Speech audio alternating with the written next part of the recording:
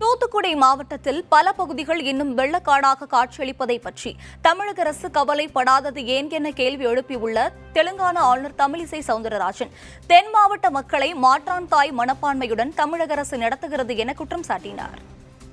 இன்னைக்கு கோட்டையன் தோப்புன்ற இடத்துல இன்னைக்கு கூட தண்ணி நிற்குது என்று சகோதரர்கள் சொல்லிக் கொண்டிருக்கிறார்கள்.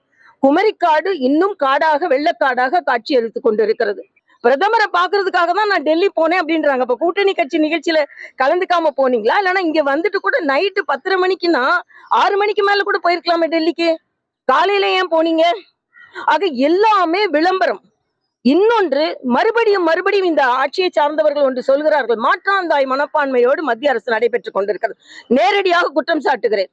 தென் பகுதிகளில் தென் மாவட்டங்களை மாற்றாந்தாய் மனப்பான்மையோடு இந்த தமிழக அரசு நடத்துகிறது.